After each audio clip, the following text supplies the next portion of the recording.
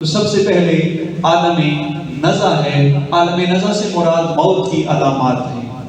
عالم نزع سے مراد کیا ہے؟ موت کی علامات۔ جب موت کی علامات ہم پائیں تو ہم نے یہ 4 کام کرنے ہیں۔ سب سے پہلے وقت قریب آئے اور علامتیں پائیں تو مرنے والے کو سیدھی کروٹ لٹا کر اس کا منہ قبلہ کی طرف کر دیں، یا سیدھا لٹا کر قبلہ کو پاؤں کریں اور سر کو تکیہ وغیرہ رکھ کر اونچا کر دیں، تاکہ اس بندے کا منہ قبلہ کی جانب ہو کہ جب آخری لمحہ آئے تو اس وقت اس کا منہ قبلہ کی جانب ہو۔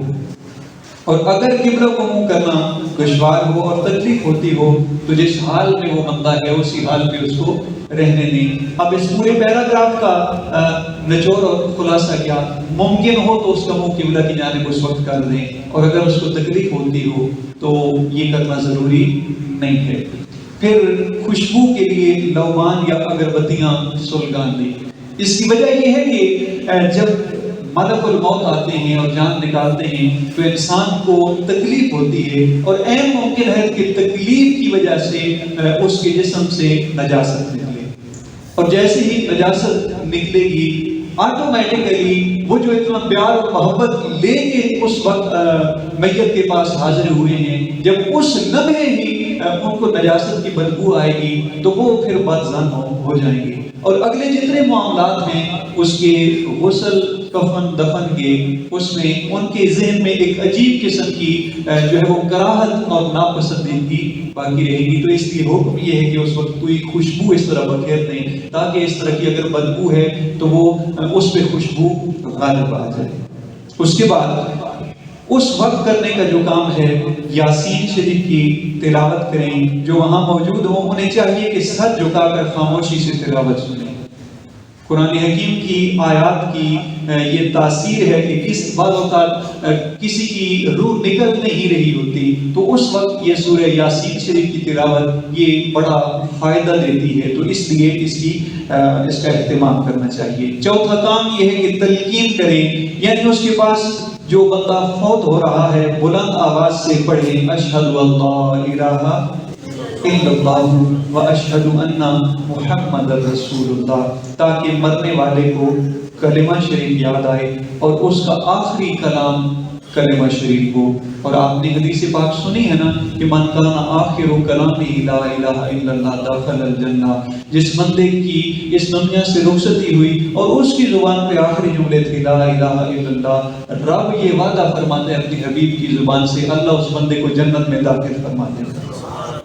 تو اس لیے زور دے کے نہیں کہ پڑھو کلمہ نہیں، بس اونچی آواز میں، تلقین کا معنی یہ ہے کہ اونچی آواز میں پڑھیں تاکہ اس بندے کا دھیان کلمے کی جانب ہو اور آخری وقت میں اس کو کلمہ شریف نصیب ہو جائے۔ جب روح قبض ہو جائے تو اس کے بعد یہ 6 کام ہم نے کرنے ہیں۔ سب سے پہلا کام یہ ہے کہ موت واقع ہوتے ہی میت کی آنکھیں بند کر دی جائیں۔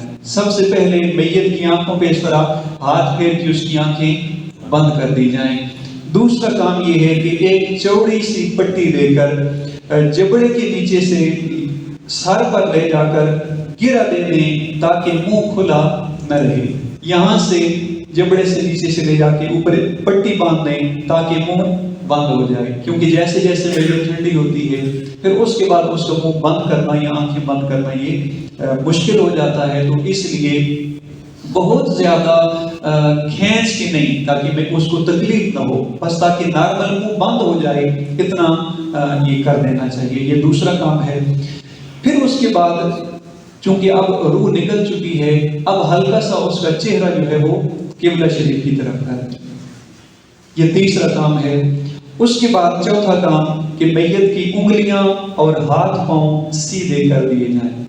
ہاتھوں کے انگلیاں، ہاتھ بالکل اس کے جسم کے ساتھ ایسے یوں کر دیے جائیں اور اس کے پاؤں بھی بالکل سیدھے کر دیے جائیں، اور پاؤں میں مزید یہ دیکھیں کہ دونوں پاؤں کے انگوٹھے ملا کر نرمی سے باندھ دیں، کیونکہ اگر وہ کھلے رہے یوں کر کے جس طرح عام نارمل حالت میں بندہ لیٹا ہوتا ہے تو پاؤں یوں ہو جاتی ہیں، تو آخری وقت میں پھر جب ہم اس کو کفن دے دیں گے تو کفن دینے کے بعد بھی اس کے پاؤں یوں ہی رہیں گے، جبکہ پاؤں دونوں ملا کے اس کے انگوٹھوں کو آپس میں باندھنا یہ حکم شرع ہے۔